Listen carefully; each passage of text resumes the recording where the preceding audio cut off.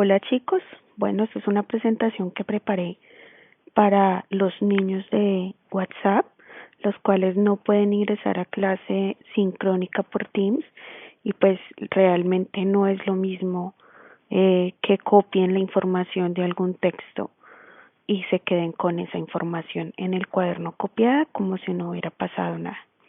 Entonces, esto es como un pequeño video o una contextualización pequeñita sobre lo que estamos hablando en el proyecto de séptimo, que es sobre tecnología y ambiente.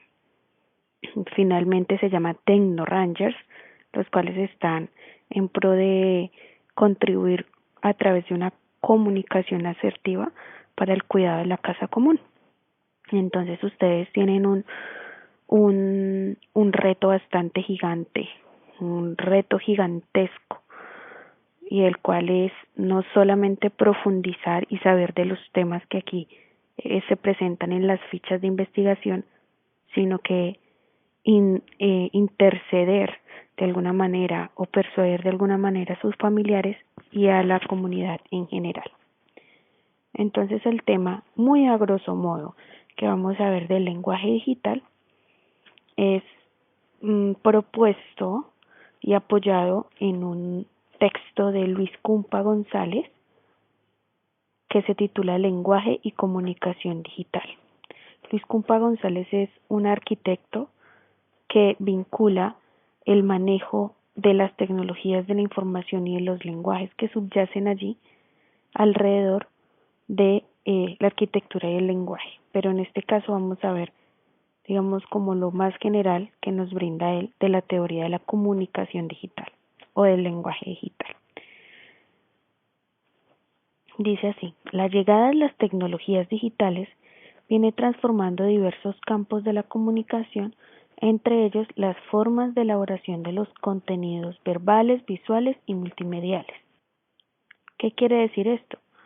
Que la comunicación y los lenguajes que están dentro de un aparato tecnológico ya vienen modificados y no es lo mismo hablar con ellos o entenderlos. Por eso muchas veces los inmigrantes digitales, que son las personas que nacieron antes de 1980, antes de la revolución tecnológica, que se puede decir de esa manera, no vienen enfocados o no vienen familiarizados con esos lenguajes.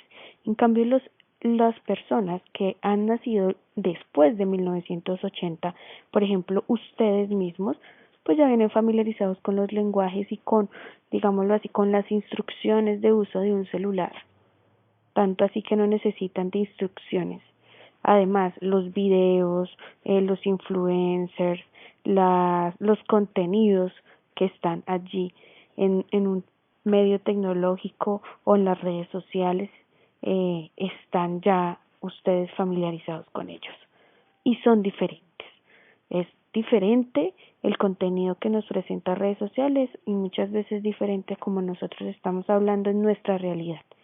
Muchas veces hay estudiantes que sí utilizan este tipo de lenguaje o este tipo de lengua, este tipo de jerga, sí, para que los demás no lo entiendan, para comunicarse entre los mismos chicos o jóvenes de la época, de esta época.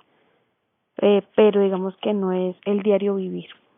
Ya si es el diario vivir, pues ya entonces empezaríamos a hablar de una adicción a las tecnologías. Bien, y sigo con la lectura. Esto ha generado una forma de comunicación distinta en algunos espacios de transmisión de la información. Ojo a esto, formas de comunicación distintas, a través de los memes, a través de los mensajes de WhatsApp que le enviamos al otro compañero, al amigo, al pana. Allí estamos hablándonos distinto. Bien, estamos transformando la lengua.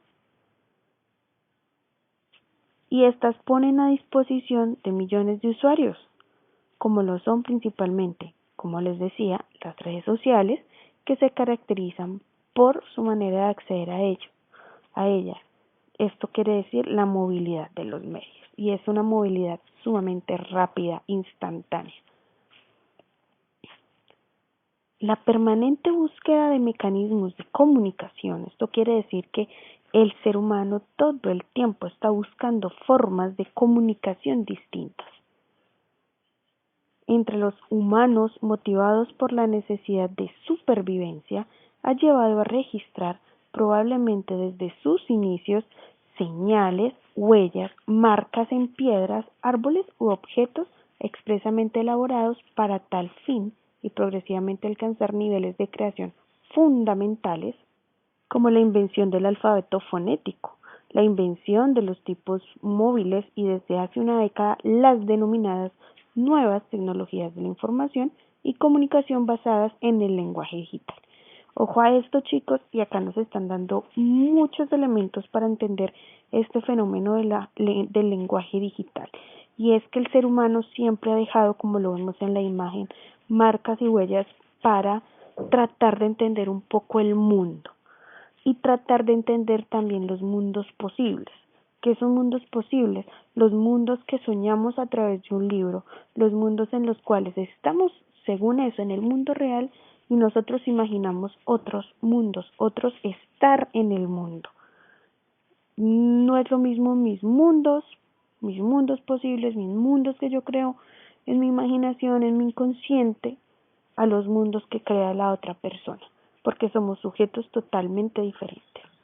Bien, y esto ha sido o se ha ido transformando de manera progresiva para la invención de alfabetos. Antes teníamos un alfabeto, no sé, por medio de la representación de animales, por ejemplo, como el arte rupestre. Luego ese tipo de animales se cambian por signos y esos signos van a representar unas letras y esas letras se manifiestan a través de sonidos que uno emite a través del habla. Eso es alfabeto fonético. Los sonidos que nos presentan las letras son los signos. Eso es. Entonces, por ejemplo, ¿cómo suena la F? La F es un signo, pero en el alfabeto fonético la F se va a representar a través de un sonido y también a través de un signo en particular, que va a ser como una comita. ¿Sí? Pero ¿cómo se representa la F fonéticamente? A través del sonido. Así, tal cual. Y aquí ya nos están diciendo el lenguaje, la lengua,